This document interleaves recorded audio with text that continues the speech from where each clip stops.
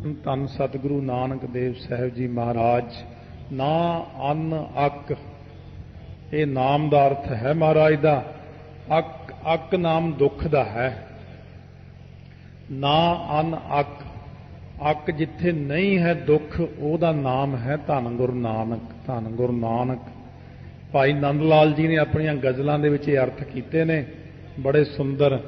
ਕਹਿੰਦੇ ਉਹ ਗੁਰੂ ਨਾਨਕ ਦਾ ਨਾਮ ਜਿਹੜਾ ਬੰਦੇ ਨੂੰ ਦੁੱਖਾਂ ਤੋਂ ਰਹਿਤ ਕਰ ਦਿੰਦਾ ਹੈ, ਉਹ ਵਾਹਿਗੁਰੂ ਦਾ ਨਾਮ ਇੱਕ ਤੁਲ ਹਨ।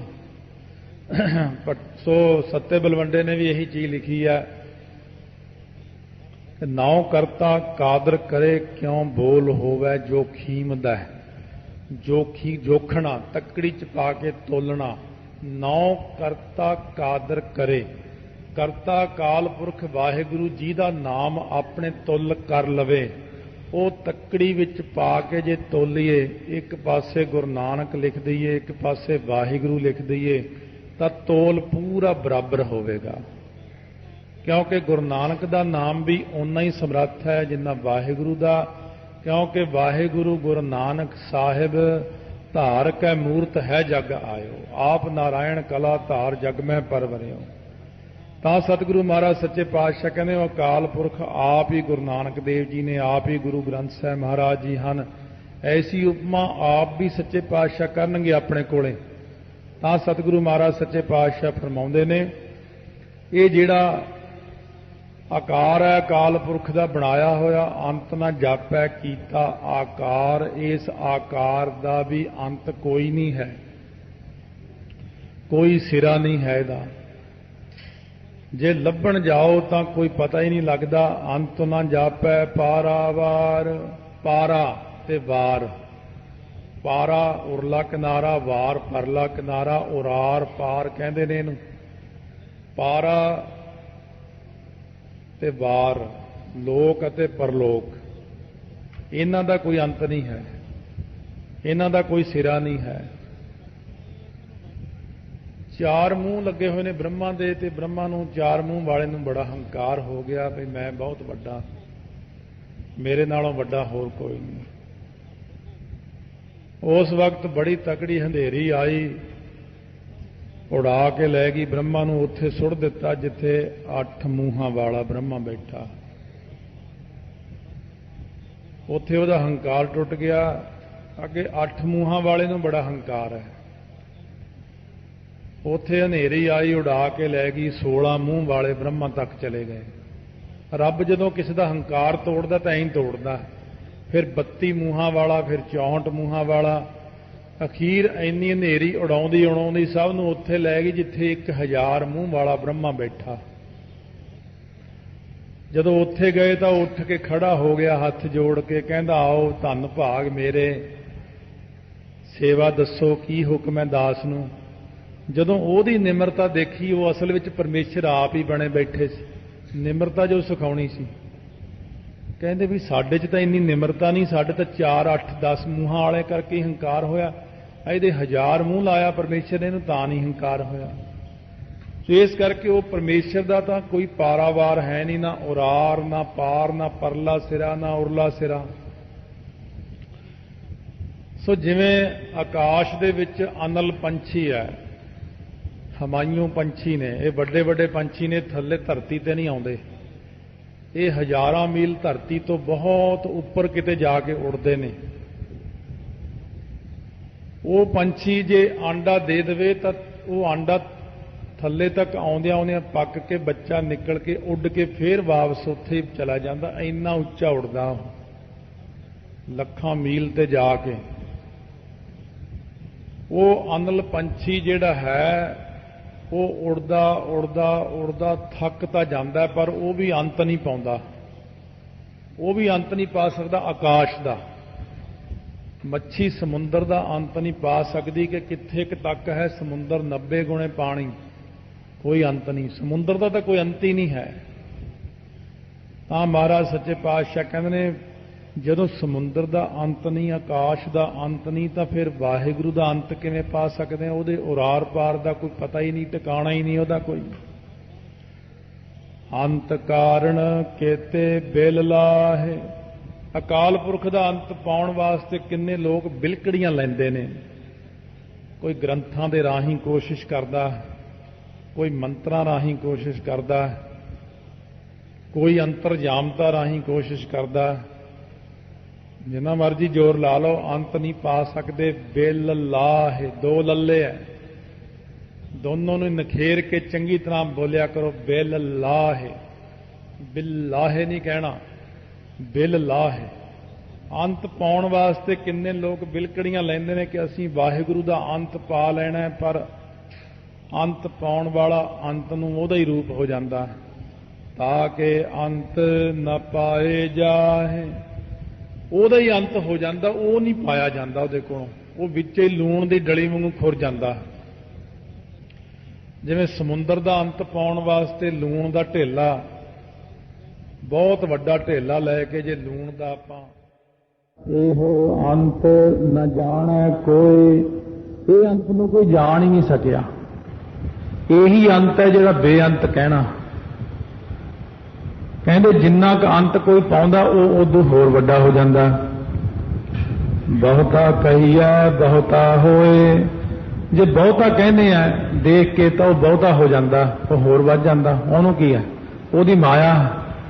ਉਹਦਾ ਅੰਤ ਕੋਈ ਪਾ ਹੀ ਨਹੀਂ ਸਕਦਾ। ਜੇ ਕੋਈ ਲੱਖਾਂ ਆਕਾਸ਼ ਲੱਖਾਂ ਪਤਾਲ ਦੇਖ ਕੇ ਕਹੇ ਮੈਂ ਅੰਤ ਪਾ ਲਿਆ, ਉਹ ਅੱਗੇ ਕਰੋੜਾਂ ਬਣਾ ਦਿੰਦਾ, ਫਿਰ ਤੁਰਿਆ ਰਹੋ।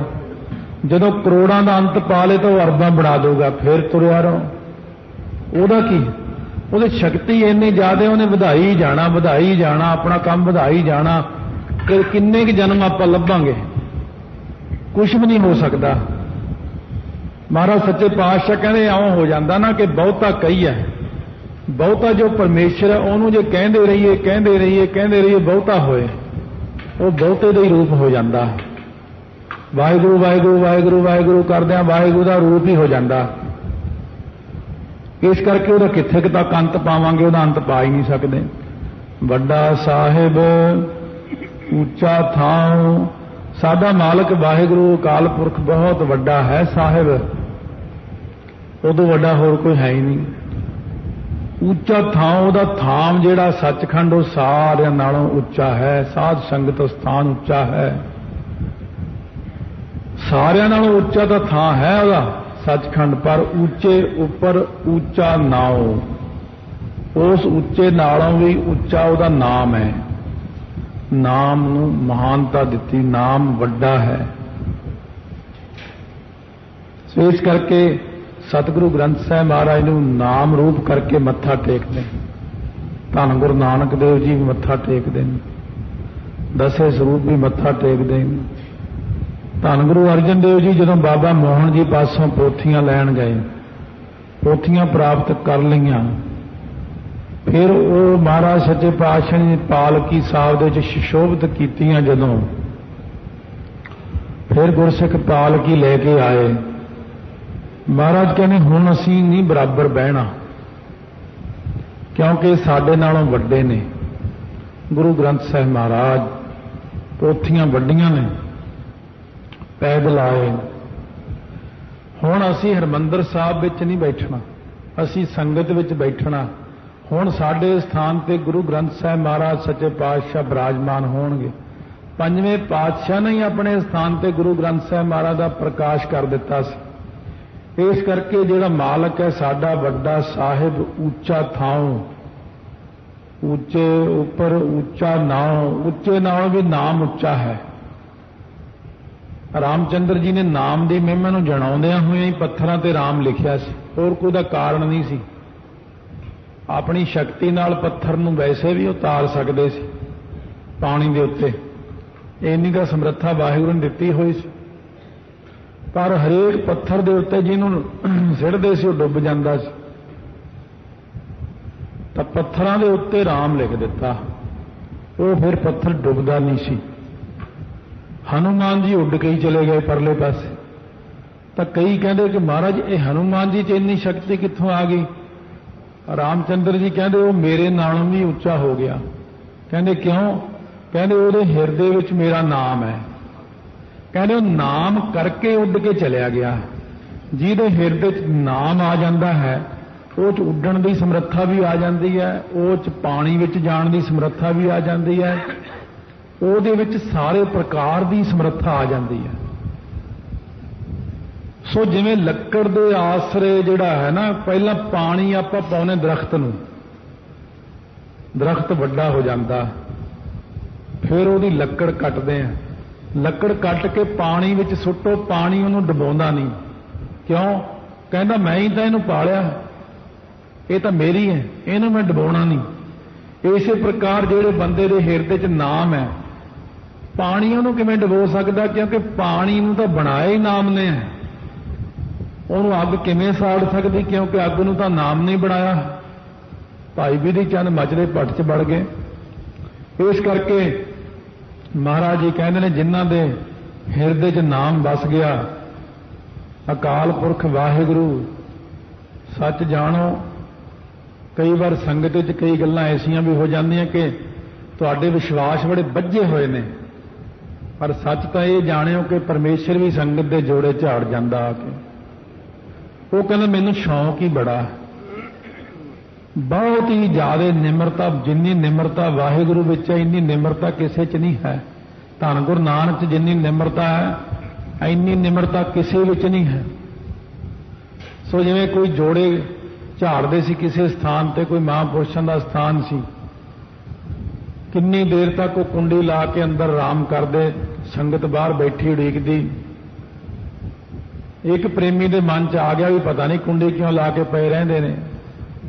ਫਿਰ ਉਹਨੂੰ ਰਾਤ ਨੂੰ ਸੁਪਨੇ 'ਚ ਮਿਲੇ, ਕਹਿੰਦੇ ਜਿੱਥੇ ਤੂੰ ਜੋੜੇ ਝਾੜਦਾ ਬੈਠ ਕੇ ਰੋਜ਼ ਸੰਗਤ ਦੇ ਜੋੜੇ ਜਮ੍ਹਾਂ ਕਰਦਾ, ਅਸੀਂ ਗੁਪਤ ਰੂਪ ਵਿੱਚ ਜਾ ਕੇ ਅੰਦਰੋਂ ਫਿਰ ਸਾਰੇ ਸੰਗਤ ਦੇ ਜੋੜੇ ਝਾੜ ਕੇ ਆਉਨੇ ਆ।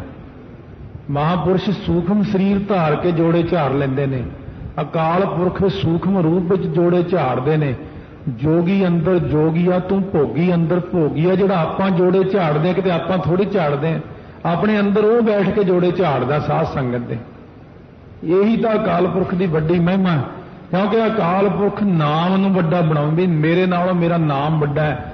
ਜਿੰਨਾ ਵੱਡਾ ਮਕਾਨ ਹੁੰਦਾ ਓਨੀ ਵੱਡੀ ਪੌੜੀ ਹੁੰਦੀ, ਪੌੜੀ ਵੀ ਉਸ ਤੋਂ ਦੋ ਜ਼ਿਆਦਾ ਹੀ ਉੱਚੀ ਹੁੰਦੀ, ਦੋ ਜਿਹੜੀਆਂ ਪੌੜੀਆਂ ਹੋਰ ਉੱਚੀਆਂ ਬਣਾ ਲੈਂਦੇ ਉੱਤੇ ਚੜ੍ਹਨ ਵਾਸਤੇ। ਇਸੇ ਪ੍ਰਕਾਰ ਨਾਮ ਵੱਡਾ ਹੈ, ਨਾਮ ਕਰਕੇ ਨਾਮੀ ਤੱਕ ਪਹੁੰਚਿਆ ਜਾ ਸਕਦਾ ਹੈ। ਇਹ ਵੱਡ ਉੱਚਾ ਹੋਵੇ ਕੋਏ, ਐਡਾ ਵੱਡਾ ਉੱਚਾ ਜੇ ਕੋਈ ਹੋ ਜਾਵੇ, ਨਾਮ ਜਪਦਾ ਜਪਦਾ ਜਪਦਾ ਨਾਮੀ ਦਾ ਹੀ ਰੂਪ ਹੋ ਜਾਵੇ। ਨਾਮ ਜਪਣ ਕਰਕੇ ਨਾਮੀ ਦਾ ਰੂਪ। ਧੰਨ ਗੁਰੂ ਨਾਨਕ ਦੇਵ ਜੀ ਜਦ ਗੁਰੂ ਅੰਗਦ ਦੇਵ ਜੀ ਨੂੰ ਗੁਰਤਾ ਗੱਦੀ ਦੀ ਦਾਤ ਬਖਸ਼ੀ ਹੈ, ਕਹਿੰਦੇ ਹੁਣ ਸਾਨੂੰ ਨਾ ਮਿਲਣ ਆਇਓ ਤੁਸੀਂ, ਹੁਣ ਅਸੀਂ ਤੁਹਾਡੇ ਦਰਸ਼ਨ ਕਰਨ ਆਵਾਂਗੇ। ਫਿਰ ਦੇਖ ਲਓ ਬਈ, ਗੁਰੂ ਨਾਨਕ ਦੇਵ ਜੀ ਸੱਚੇ ਪਾਤਸ਼ਾਹ ਆਪ ਖਡੂਰ ਸਾਹਿਬ ਗੁਰੂ ਅੰਗਦ ਦੇਵ ਜੀ ਦੇ ਦਰਸ਼ਨ ਕਰਨ ਜਾਂਦੇ ਨੇ। ਕਹਿੰਦੇ ਤੁਸੀਂ ਨਹੀਂ ਆਉਣਾ, ਹੁਣ ਅਸੀਂ ਆਵਾਂਗੇ। ਜਦ ਗੁਰੂ ਅਮਰਦਾਸ ਮਹਾਰਾਜ ਨੂੰ ਗੁਰਤਾ ਗੱਦੀ ਦਾਤ ਬਖਸ਼ੀ, ਉਹੀ ਬਚਨ ਗੁਰੂ ਅੰਗਦ ਦੇਵ ਜੀ ਨੇ ਕਿਹਾ ਕਿ ਪੁਰਖਾ ਹੁਣ ਤੁਸੀਂ ਨਾ ਆਇਓ ਇੱਥੇ, ਅਸੀਂ ਆਇਆ ਕਰਾਂਗੇ ਤੁਹਾਨੂੰ ਮਿਲਣ। ਕਿਹੜੀ ਮਹਿਮਾ? ਉਹ ਨਾਮ ਦੀ ਮਹਿਮਾ। ਇਹ ਗੱਦੀ ਜਿਹੜੀ ਹੈ ਨਾ, ਇਹ ਨਾਮ ਦੀ ਹੋਈ ਗੱਦੀ ਹੈ ਗੁਰੂ ਨਾਨਕ ਦੇਵ ਜੀ ਦੀ। ਇਸੇ ਕਰਕੇ ਤਾਂ ਇਹ ਵੱਡੀ ਹੈ ਗੱਦੀ। ਇਹ ਨਾਮ ਨੂੰ ਹੀ ਮੱਥਾ ਟੇਕਦੇ ਨੇ ਸਾਰੇ ਜਾਣੇ, ਨਾਮ ਨੂੰ ਹੀ, ਸਾਰੀ ਕੁੱਲ ਸ੍ਰਿਸ਼ਟੀ ਨਾਮ ਨੂੰ ਹੀ ਮੱਥਾ ਟੇਕਦੇ ਆ। ਇਹ ਨਾਮ ਹੀ ਤਾਂ ਹੈ ਗੁਰੂ ਗ੍ਰੰਥ ਸਾਹਿਬ ਮਹਾਰਾਜ ਸੱਚੇ ਪਾਤਸ਼ਾਹ। ਮਹਾਰਾਜ ਗੁਰੂ ਦਸਵੇਂ ਪਾਤਸ਼ਾਹ ਨੇ ਜਦੋਂ ਬਖਸ਼ਿਸ਼ ਕੀਤੀ ਸੀ ਆਪਣੇ ਤੇ, ਗੁਰੂ ਗ੍ਰੰਥ ਸਾਹਿਬ ਮਹਾਰਾਜ ਨੂੰ ਗੁਰਤਾ ਗੱਦੀ ਪ੍ਰਗਟ ਕੀਤੀ, ਤਾਂ ਹੀ ਇਹ ਬਚਨ ਕਿਹਾ ਸੀ ਕਿ ਇਹ ਵਾਹਿਗੁਰੂ ਗੁਰੂ ਗ੍ਰੰਥ ਸਾਹਿਬ ਮਹਾਰਾਜ, ਇਹ ਦੋਨੋਂ ਇੱਕੋ ਹੀ ਚੀਜ਼ ਹੈ, ਇੱਕੋ ਹੀ ਸਰੂਪ ਹੈ। ਵਾਹਿਗੁਰੂ ਹੀ ਗੁਰੂ ਗ੍ਰੰਥ ਸਾਹਿਬ ਨੇ। ਇਉਂ ਮਹਾਰਾਜ ਨੇ ਸਿੱਖ ਸੰਗਤ ਦਾ ਯਕੀਨ ਬੁਝਾਇਆ। ਤਿਸ ਉੱਚੇ ਕਉ ਜਾਣੈ ਸੋਏ, ਸੋਏ ਉਹੀ ਵਾਹਿਗੁਰੂ ਆਪਣੇ ਆਪ ਨੂੰ ਜਾਣਦਾ। ਵੈਸੇ ਤਾਂ ਜਿੱਥੇ ਹੁਣ ਨਾਮ ਜਪਣ ਵਾਲਾ ਕੋਈ ਪਹੁੰਚ ਜਾਂਦਾ ਹੈ ਸਮਗਰ ਰੂਪ ਵਿੱਚ, ਤੇ ਵੈਸੇ ਕੋਈ ਜਾਣ ਨਹੀਂ ਸਕਦਾ, ਪਰ ਸਾਰਾ ਕਿਸੇ ਨੂੰ ਜਣਾ ਦੇਣ ਤਾਂ ਜਣਾ ਹੀ ਦੇਣ। ਜਿਵੇਂ ਭਾਈ ਪਾਰੋ ਦੀ ਅਵਸਥਾ ਇੱਥੇ ਤੱਕ ਚਲੀ ਗਈ ਸੀ, ਅਖੀਰ ਸਤਿਗੁਰੂ ਗੁਰਤਾ ਗੱਦੀ ਦੇਣ ਲੱਗੇ ਸੀ ਉਹਨਾਂ ਨੂੰ। ਉਹਨਾਂ ਦੀ ਅਵਸਥਾ ਸੀ ਬਹੁਤ ਉੱਚੀ, ਨਾਮ ਜਪ ਜਪ ਕੇ, ਬੜੀਆਂ ਨਾਮ ਦੀਆਂ ਉੱਚੀਆਂ ਸਟੇਜਾਂ ਨੇ ਜਿਹੜੀਆਂ बैखरी बाणी तो आरंभ होके मध्यमा बसंती परा तो बाहर ਨੂੰ निकल जाते फिर आकाश पताल धरती विच नाम फिर जो बोलत है मिर्ग मीन पंखेरू सो बिन हर जापत है नहीं होर पूरे ब्रह्मंड दे विच ही नाम नजर आउंदा। वो ऐसी उच्ची अवस्था वाले जिन्हां नूं सारा ज्ञान हो चुकिया सी भाई पारो जी नूं जद महाराज ने कहा तुहानूं गुरता गद्दी देनी है तां चरण पकड़ के कहंदे महाराज मैनूं तां अपना सिख ही बनाई रखो। फिर भी सिੱਖੀ मंगी है। फिर महाराज ने कहा सी आपां चौथे स्वरूप च बह के इकट्ठे सिੱਖੀ दा प्रचार करांगे कल्याण करांगे सब दी। महाराज नाम वाले नूं अपने नालों उच्चा रखते ने भाई गोपाले नूं जां जपजी साहब दा पाठ करन लई कहा सतगुरु कहंदे 1.25 फुट उच्चा आसन लाओ साडे तो इहदा क्योंकि इहने जपजी साहब दा पाठ करना इहने गुरु नानक दी बाणी पढ़नी है भाई गुरबाणी साडे नालों उच्ची। तो इस प्रकार सतगुरु के बहुत सारे ऐसे कौतक ने कि गुरबाणी नूं नाम नूं अपने नालों वड्डा कहा महाराज ने पर तिस उच्चे को जाने सोए सोए वो अकाल पुरख उस अकाल पुरख नूं आप ही अकाल पुरख जानते ने। जे वड आप जाना आप आप जिड्डा क वड्डा वो आप है वो अपने आप नूं आप ही जानता है। ताइयों गुरु नानक साहब कहते हैं कथना कथी न आवे तोट कथ कथ कथी कोटि कोट कोट नानक कथना करोड़ा सार। ये भी कहते जे को आखे बोल विगाड़ तां लिखिए सिर गावारा गावार झल्लिया सिर झल्ला है जेड़ा कहना मैनू पता है तैनू की पता है। सारा कुछ कह के सोदर दे विच बाद च कहते होर केते गावन से मैं चित्त न आवन नानक क्या विचारे कहने मैनू नहीं पता लगता होर तुहानू किन्ने गाउंदे ने भावें तुसीं सारे कह दिते तुहानू सारी पता है समर्था पर निमरता देखो महाराज ने निमरता जनाई कि मैनू तो कुछ ज्ञान ही नहीं है। पर महाराज जी फिर वो बख्शिश किवें मिले सानू सिद्धां नूं तो इत्थे चुप कराता हूं महाराज ने कहते जिड्डा वड्डा वो आप है उन्ना वड्डा वो अपने आप नूं आप ही जानदा आपां नूं किसी नूं कोई ज्ञान नहीं हो सकता। कहने महाराज फिर तुसीं सानूं हुण सिद्धा जा राह दसो भी हुण तक अंत तक कोई पा ही नहीं सकता निरुत्तर कर दिता बिल्कुल। गुरु नानक देव जी एक पंक्ति विच ही सारा जवाब मुका के उन्होंने निरुत्तर कर रहे ने नानक नदरे करमी दात कहते नदरी परमेश्वर है ना बख्शिश दे करन वाला वो अपनियां बख्शिशां दी दात दिंदा जीव नूं बख्शिश करदा सारिआं नालों वड्डी जीव दे उत्ते किरपा करदा ताइयों इहनूं दातां प्राप्त हुंदियां ने ताइयों नाम मिलदा। नदरी अकाल पुरख वाहिगुरू अपनी किरपा करदा है जीव दे उत्ते तां किरपा दे नाल सारा कुछ चलदा। जदों तक जीव दे उत्ते किरपा नहीं उदों तक ये कुछ भी नहीं कर सकदा। जदों अपनी किरपा हुंदी है गुरु नानक साहब दी अकाल पुरख वाहिगुरू दी उदों चंगा भला सीधे राह ते चलण लग पैंदा।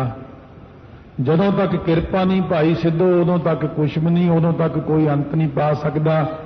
एक गल है कि वाहिगुरू ही चाहे कि मैं फलाने बंदे नूं अपना दिखा दें अंत वो दिखा सकते हैं आप बस वो आप ही दिखा सकते हैं क्योंकि जिड्डे वड्डे वो आप ने उन्ना वड्डा अपना आप वो आप ही जानते हैं। वो दात दे सकते हैं नाम दी चार पदार्थां दी अपने स्वरूप नूं जनाउण दी दात खुद अकाल पुरख ही किरपा करके दिखा देण तां दिखा देण। गुरु अंगद देव महाराज नूं गुरता गद्दी देण तो बाद गुरु नानक देव जी ने पुछया पुरखा की प्रतीत हुंदा। गुरु अंगद देव महाराज कहण लगे आउं प्रतीत हुंदा कि मैं ही ब्रह्म हां। महाराज कहंदे ये बिल्कुल सत है इस वक्त तुसीं अकाल पुरख दा साक्षात रूप हो तुसी ही ब्रह्म हो। हुण मत्था तुहानूं ताइयों टेकिया पर यह बचन संगत नूं ना कहो ये बचन दुनिया अंदर ना कहो क्योंकि दुनिया ऐसी है जे तुसी इन्हां नूं कहता मैं ब्रह्म हां ते ये भी मंगरे कहण लग जाणगे कि मैं किहड़ा घट हां तेरे नालों मैं भी तो ब्रह्म ही हां। इस करके आपां ने दुनिया नूं सिखाउणी निमरता दासा भाव ਇਹ ਮੁੱਖ ਨਿਸ਼ਾਨਾ ਗੁਰੂ ਘਰ ਦਾ ਕਿ ਸੰਸਾਰ ਨੂੰ ਹੰਕਾਰ ਤੋਂ ਹਟਾ ਕੇ ਨਿਮਰਤਾ 'ਚ ਲਿਆਉਣਾ ਗੁਰੂ ਨਾਨਕ ਦਾ ਨਿਸ਼ਾਨਾ। ਨਿਮਰਤਾ ਵਿੱਚ ਨਹੀਂ ਆਉਂਦਾ ਮਨੁੱਖ ਛੇਤੀ, ਮਾੜਾ ਜਿਹਾ ਨਿਮਰਤਾ 'ਚ ਆਇਆ ਨਹੀਂ ਤੇ ਦੂਜੇ ਪਾਸੇ ਹੰਕਾਰ ਵਧਿਆ ਨਹੀਂ। ਹੰਕਾਰ ਨਹੀਂ ਇਹਦਾ ਖਹਿੜਾ ਛੱਡਦਾ। ਇਸ ਕਰਕੇ ਸਤਿਗੁਰੂ ਮਹਾਰਾਜ ਸੱਚੇ ਪਾਤਸ਼ਾਹ ਕਹਿੰਦੇ ਨਿਮਰਤਾ 'ਚ ਰਹੋ। ਨਿਮਰਤਾ ਨਾਲੋਂ ਵੱਡੀ ਕੋਈ ਦਾਤ ਨਹੀਂ ਹੈ, ਪਰ ਮੰਗੋ ਗੁਰੂ ਨਾਨਕ ਦੇ ਘਰ ਤੋਂ। ਗੁਰੂ ਨਾਨਕ ਦੇਵ ਜੀ ਕਹਿੰਦੇ ਮੈਂ ਅਕਾਲ ਪੁਰਖ ਤੋਂ ਮੰਗ ਕੇ ਲਈ ਹੈ ਗਰੀਬੀ 3 ਪਾ। 75% ਗਰੀਬੀ ਦੁਨੀਆ ਦੀ ਗੁਰੂ ਨਾਨਕ ਦੇ ਘਰ 'ਚ ਹੈ, 25% ਬਾਕੀ ਥਾਵਾਂ ਤੇ ਹੈ। ਜੇ ਗੁਰੂ ਨਾਨਕ ਦੇਵ ਜੀ ਮੰਗ ਕੇ ਲਿਆਏ ਨੇ ਅਕਾਲ ਪੁਰਖ ਤੋਂ ਗਰੀਬੀ, ਤਾਂ ਆਪਾਂ ਵੀ ਗੁਰੂ ਨਾਨਕ ਦੇਵ ਜੀ ਤੋਂ ਗਰੀਬੀ ਮੰਗੀਏ। ਮਹਾਰਾਜ ਸਾਨੂੰ ਵੀ ਗਰੀਬੀ ਬਖਸ਼ੋ, ਨਿਮਰਤਾ ਬਖਸ਼ੋ, ਮਿਹਰ ਭਰਿਆ ਹੱਥ ਰੱਖੋ। ਗਰੀਬੀ ਵੀ 2 ਤਰ੍ਹਾਂ ਦੀ ਹੈ, ਇੱਕ ਮਾਇਆ ਕਰਕੇ ਗਰੀਬੀ, ਉਹ ਤਾਂ ਨਹੀਂ ਮੰਗਣੀ। ਇੱਕ ਗਰੀਬੀ ਹੈ ਨਿਮਰਤਾ, ਗਰੀਬੀ ਗਦਾ ਹਮਾਰੀ। ਮਹਾਰਾਜ ਕਿਰਪਾ ਕਰੋ ਅੰਦਰ ਨਿਮਰਤਾ ਬਣੀ ਰਹੇ, ਭਾਵੇਂ ਜਿੱਥੇ ਮਰਜੀ ਹੋਰ ਪਹੁੰਚ ਜਾਈਏ, ਅਵਸਥਾ ਉੱਚੀ ਉੱਠ ਜਾਏ, ਹੋਰ ਪਦਾਰਥ ਆ ਜਾਣ, ਪਰ ਗਰੀਬੀ ਬਣੀ ਰਹੇ ਮਨ ਦੇ ਅੰਦਰ। ਇਉਂ ਮਹਾਰਾਜ ਸੱਚੇ ਪਾਤਸ਼ਾਹ ਤੋਂ ਨਿਮਰਤਾ ਮੰਗੀਏ, ਬੇਨਤੀਆਂ ਕਰੀਏ। ਸੋ ਸਤਿਗੁਰੂ ਮਹਾਰਾਜ ਜੀ ਕਹਿੰਦੇ ਵਾਹਿਗੁਰੂ ਗੁਰ ਮੰਤਰ ਹੈ ਜਪ ਹਉਮੈ ਖੋਈ। ਭਾਈ ਫਿਰ ਵਾਹਿਗੁਰੂ ਮੰਤਰ ਹੈ ਜਿਹੜਾ ਹਉਮੈ ਨੂੰ ਨਾਸ਼ ਕਰਦਾ ਹੈ। ਰਾਤ ਦਿਨ ਵਾਹਿਗੁਰੂ ਮੰਤਰ ਦਾ ਅਭਿਆਸ ਕਰਦੇ ਜਾਓ, ਅੰਦਰੋਂ ਆਪਣੇ ਆਪ ਹੀ ਹੰਕਾਰ ਖਤਮ ਹੋ ਕੇ ਤੂੰ ਵੀ ਮੇਰਾ ਹੀ ਰੂਪ ਬਣ ਜਾਏਗਾ। ਖਾਲਸਾ ਮੇਰਾ ਰੂਪ ਹੈ ਖਾਸ, ਖਾਲਸੇ ਮੈਂ ਹੂੰ ਕਰੋ ਨਿਵਾਸ। ਵਾਹਿਗੁਰੂ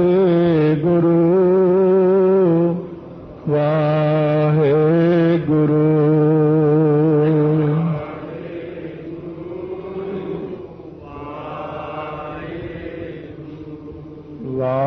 ਵਾਹਿਗੁਰੂ ਵਾਹਿਗੁਰੂ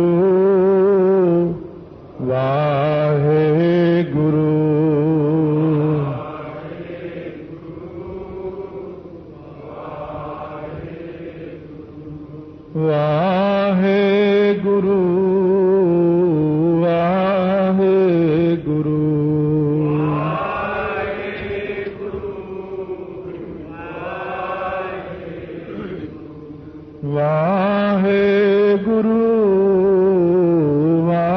ਵਾਹਿਗੁਰੂ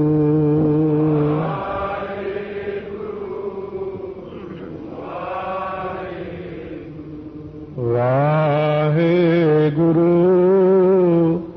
ਵਾਹਿਗੁਰੂ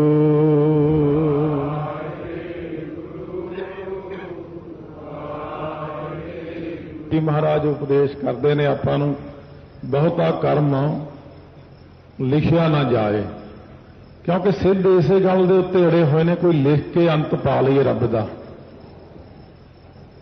ਕਦੇ ਕਹਿੰਦੇ ਨੇ ਆਪਾਂ ਲੇਖਿਆਂ ਨਾਲ ਅੰਤ ਪਾ ਲਈਏ, ਕਦੇ ਕਹਿੰਦੇ ਨੇ ਆਪਾਂ ਫਲਾਨੀ ਗੱਲ ਨਾਲ ਅੰਤ ਪਾ ਲਈਏ। ਮਤਲਬ ਕਹਿਣ ਦਾ ਕਿ ਪਰਮੇਸ਼ਰ ਨੂੰ ਬੰਦਾ ਇਹ ਚਾਹੁੰਦਾ ਮੈਂ ਰੱਬ ਨੂੰ ਕਿਸੇ ਤੋਂ ਅੰਤ ਪਾ ਕੇ ਆਪਣੇ ਨਾਲੋਂ ਛੋਟਾ ਬਣਾ ਲਵਾਂ। ਗੁਰੂ ਨਾਨਕ ਦੇਵ ਜੀ ਮਹਾਰਾਜ ਕਹਿੰਦੇ ਇਸ ਤਰ੍ਹਾਂ ਤਾਂ ਨਹੀਂ ਅੰਤ ਪੈਂਦਾ। ਕਹਿੰਦੇ ਮਹਾਰਾਜ ਜਿਹੜੀ ਬਖਸ਼ਿਸ਼ ਕਰਦਾ ਉਹਦੇ ਕਰਕੇ ਤਾਂ ਅੰਤ ਪੈ ਹੀ ਜਾਂਦਾ ਹੋਣਾ। ਬਹੁਤਾ ਕਰਮ, ਉਹਦੇ ਕਰਮ ਕਰਕੇ, ਜਿਵੇਂ ਫਰਜ਼ ਕਰੋ ਪਰਮੇਸ਼ਰ ਜੀਵਾਂ ਨੂੰ ਪੈਦਾ ਕਰਦਾ, ਇਹਨਾਂ ਦੀ ਪਾਲਣਾ ਕਰਦਾ, ਫਿਰ ਇਹਨਾਂ ਨੂੰ ਮਾਰ ਦਿੰਦਾ, ਪੈ ਗਿਆ ਅੰਤ। ਬਸ ਇਹੀ 3 ਕੰਮ ਕਰਦਾ ਉਹ। ਗੁਰੂ ਨਾਨਕ ਦੇਵ ਜੀ ਕਹਿੰਦੇ ਬਸ ਇਹੀ 3 ਕੰਮ ਕਰਦਾ ਪਰਮੇਸ਼ਰ।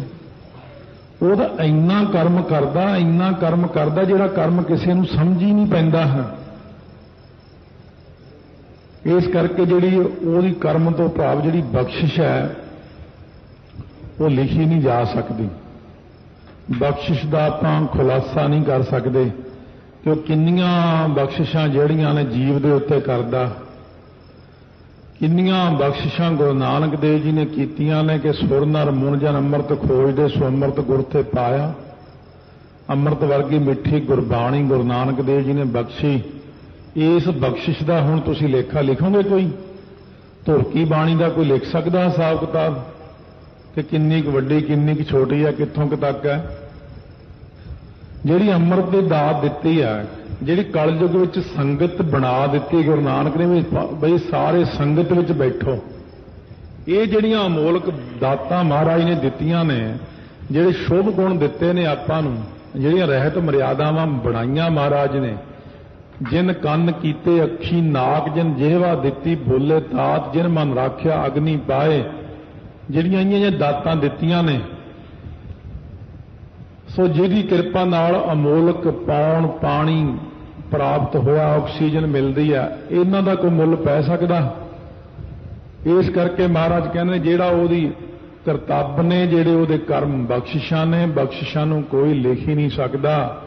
ਬਖਸ਼ਿਸ਼ ਜਿੰਨੀ ਮਹਾਰਾਜ ਨੇ ਆਪਣੇ ਤੇ ਕੀਤੀ ਹੈ, ਸਾਰੀ ਬਖਸ਼ਿਸ਼ ਆਪ ਹੀ ਕੀਤੀ ਹੈ। ਵੱਡਾ ਦਾਤਾ ਤਿਲ ਨਾ ਤਮਾਏ, ਵੱਡਾ ਹੈ ਦਾਤਾ ਅਕਾਲ ਪੁਰਖ ਵਾਹਿਗੁਰੂ ਜੀ ਨੂੰ ਤਿਲ ਜਿੰਨੀ ਵੀ ਤਮਾਏ ਨਹੀਂ, ਇੱਛਾ ਨਹੀਂ, ਕੋਈ ਤਮਾ ਨਹੀਂ ਹੈ ਕਿਸੇ ਤੋਂ।